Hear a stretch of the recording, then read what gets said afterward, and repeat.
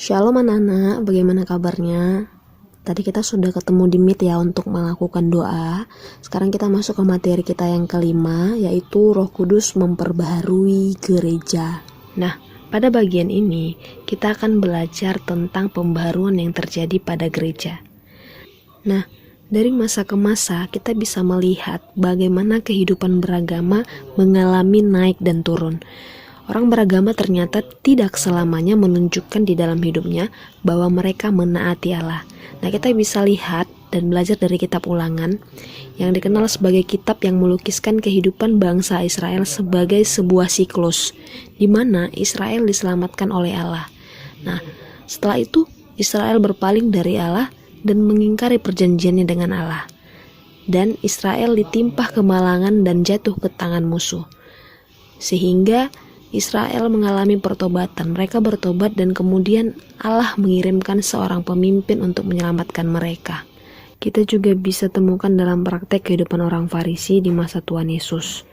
Ya, di mana di sini cukup jelas menunjukkan formalisme agama menjadi pola hidup keagamaan yang berlaku pada saat itu. Contohnya, orang-orang Farisi sangat suka mencari-cari kekurangan dan kesalahan orang lain dalam praktek keagamaan. Misalnya, mereka selalu mengamat-amati sesama mereka, ya, apakah orang-orang itu menaati aturan hari Sabat yang melarang orang bekerja atau tidak. Nah, mereka juga suka memamerkan kesalehan mereka, misalnya dengan berdoa di tikungan-tikungan jalan raya supaya mereka dilihat orang banyak. Nah, kalian bisa baca dalam Matius 6 ayat 5. Sebetulnya, kita perlu memahami bahwa gereja sendiri yang terbentuk pada abad pertama Masehi setelah peristiwa turunnya Roh Kudus atau Pentakosta adalah buah dari pembaruan yang Allah lakukan melalui Roh Kudusnya terhadap umat Yahudi pada waktu itu. Mari kita saksikan video berikut ini. Kitab Kisah Para Rasul. Ketika tiba hari Pentakosta, semua orang percaya berkumpul di satu tempat. Tiba-tiba turunlah dari langit suatu bunyi seperti tiupan angin keras yang memenuhi seluruh rumah di mana mereka duduk. Dan tampaklah kepada mereka lidah-lidah seperti nyala api yang bertebaran dan hingga pada mereka masing-masing. Maka penuhlah mereka dengan Roh Kudus. Lalu mereka mulai berkata-kata dalam bahasa-bahasa lain, seperti yang diberikan oleh Roh Kudus itu kepada mereka untuk mengatakannya. Waktu itu di Yerusalem, diam orang-orang Yahudi yang saleh dari segala bangsa di bawah kolong langit. Ketika turun bunyi itu, berkerumunlah orang banyak. Mereka bingung karena mereka masing-masing mendengar rasul-rasul itu berkata-kata dalam bahasa mereka sendiri. Mereka semua tercengang-cengang dan heran, lalu berkata, "Bukankah mereka semua yang berkata-kata itu orang Galilea? Bagaimana mungkin kita masing-masing mendengar mereka berkata-kata dalam bahasa kita sendiri, yaitu bahasa yang kita pakai di negeri asal kita?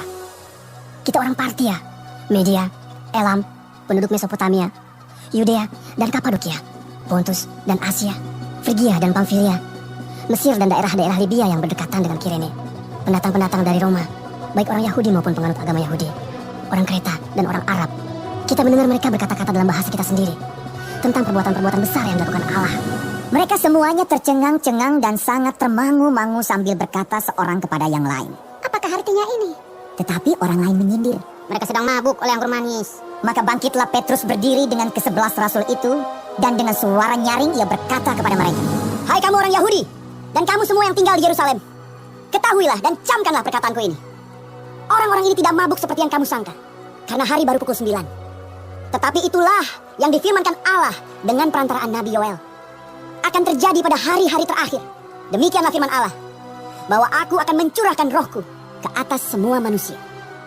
Maka anak-anakmu laki-laki dan perempuan akan bernubuat, dan teruna-terunamu akan mendapat penglihatan-penglihatan, dan orang-orangmu yang tua akan mendapat mimpi.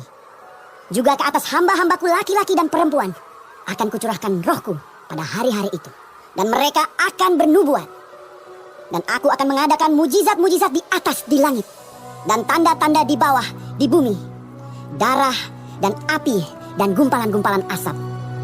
Matahari akan berubah menjadi gelap gulita, dan bulan menjadi darah, sebelum datangnya hari Tuhan, hari yang besar dan mulia itu. Dan barang siapa yang berseru kepada nama Tuhan akan diselamatkan. Hai orang-orang Israel, dengarlah perkataan ini. Yang aku maksudkan ialah Yesus dari Nazaret, seorang yang telah ditentukan Allah dan yang dinyatakan kepadamu dengan kekuatan-kekuatan dan mujizat-mujizat dan tanda-tanda yang dilakukan oleh Allah dengan perantaraan Dia di tengah-tengah kamu seperti yang kamu tahu. Dia yang diserahkan Allah menurut maksud dan rencananya telah kamu salibkan dan kamu bunuh oleh tangan bangsa-bangsa durhaka. Tetapi Allah membangkitkan Dia dengan melepaskan Dia dari sengsara maut, karena tidak mungkin Ia tetap berada dalam kuasa maut itu. Sebab Daud berkata tentang Dia, "Aku senantiasa memandang kepada Tuhan, karena Ia berdiri di sebelah kananku, aku tidak goyah. Sebab itu hatiku bersuka cita, dan jiwaku bersorak-sorak, bahkan tubuhku akan diam dengan tentram. Sebab Engkau tidak menyerahkan aku kepada dunia orang mati, dan tidak membiarkan orang kudus-Mu melihat kebinasaan. Engkau memberitahukan kepadaku jalan kehidupan. Engkau akan melimpahi aku dengan sukacita di hadapan-Mu." Saudara-saudara, aku boleh berkata-kata dengan terus terang kepadamu tentang Daud, bapa bangsa kita. Ia telah mati dan dikubur, dan kuburannya masih ada pada kita sampai hari ini. Tetapi ia adalah seorang nabi, dan ia tahu bahwa Allah telah berjanji kepadanya dengan mengangkat sumpah bahwa Ia akan mendudukkan seorang dari keturunan Daud sendiri di atas tahtanya. Karena itu Ia telah melihat ke depan dan telah berbicara tentang kebangkitan Mesias ketika Ia mengatakan bahwa Dia tidak ditinggalkan di dalam dunia orang mati dan bahwa dagingnya tidak mengalami kebinasaan.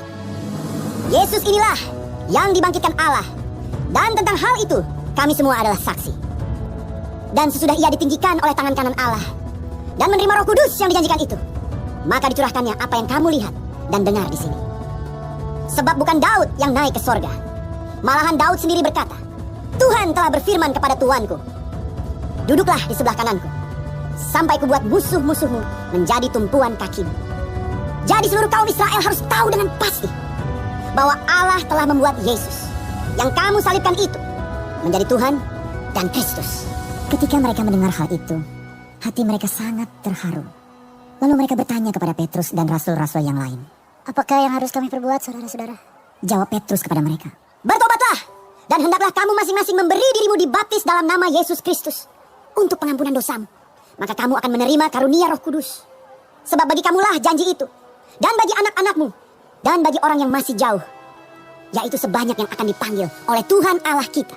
Dan dengan banyak perkataan lain lagi ia memberi suatu kesaksian yang sungguh-sungguh, dan ia mengecam dan menasihati mereka. Katanya, "Berilah dirimu diselamatkan dari angkatan yang jahat ini."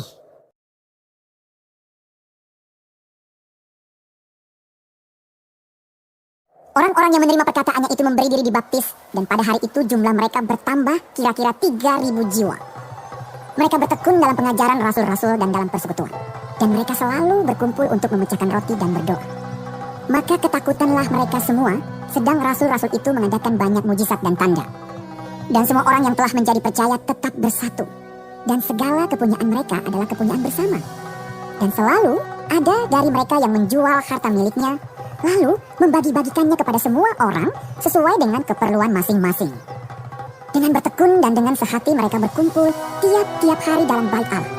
Mereka memecahkan roti di rumah masing-masing secara bergilir dan makan bersama-sama dengan gembira, dengan tulus hati sambil memuji Allah.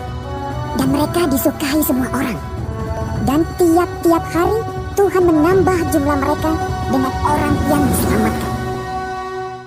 Nah, dari video yang kita saksikan, kita bisa melihat dan menyimpulkan bahwa kehadiran gereja perdana merupakan bentuk pembaruan terhadap agama Yahudi pada waktu itu. Orang banyak diajak untuk kembali kepada inti ajaran yang dituntut oleh Allah, yaitu hidup yang adil, mencintai kesetiaan, dan hidup dengan rendah hati di hadapan Allah.